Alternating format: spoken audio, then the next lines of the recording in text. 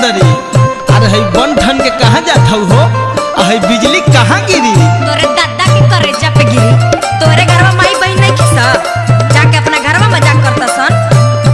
अरे तयावा हई करेजावा से सट जा। अभी चिन्हत नहीं खिस, कोई दम लवर से नू त तहार परिचय फाड़ दी।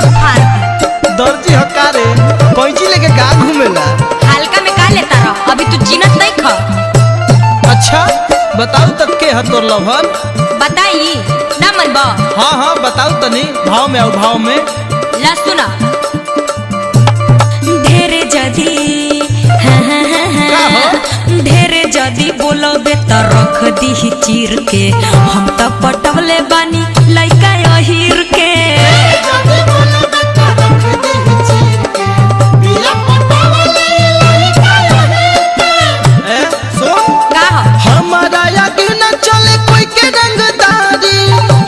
से आ जाना तो कर परियारी, मांगे परी माफी तोहरा गोड़ावा पगीर के, हम तो पटवले बनी लइका अहिर के।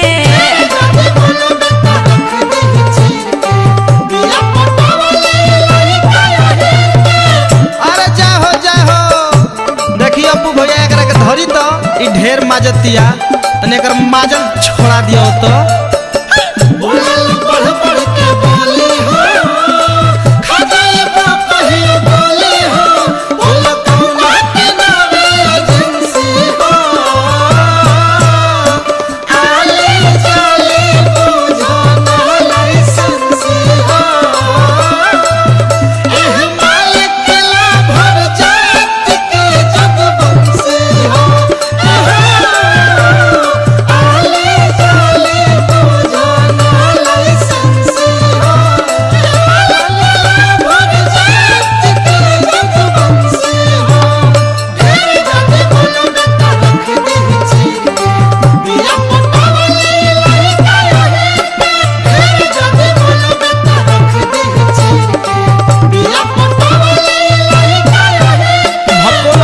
का इतना बड़ाई करो तड़ू?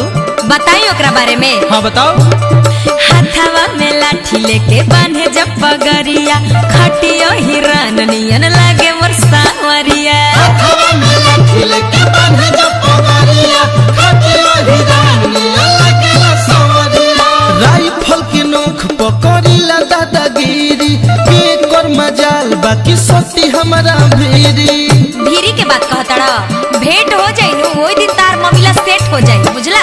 हम हुए को होई छन बिन कोलो, रात भर के बात बाटे रे ओटी में चलो। छेदे कई दी ताहारा शरीर के, हम तो पटवले बानी लइका अहिर के।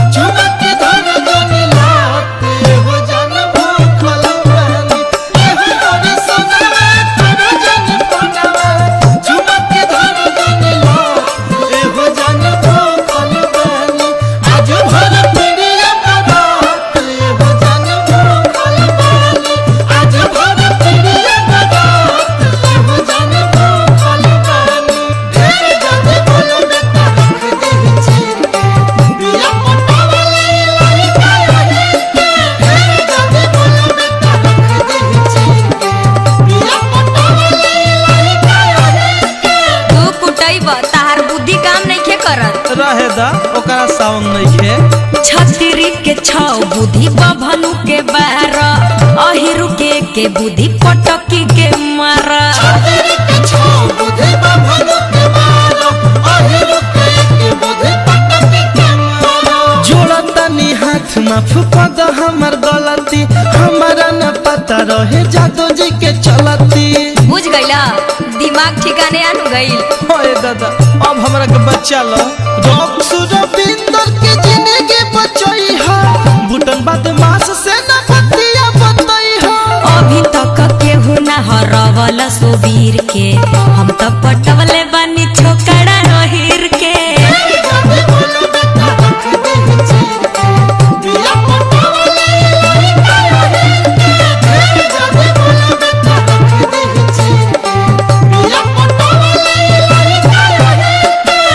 चार अंक कर तहरा के त्याग देनी।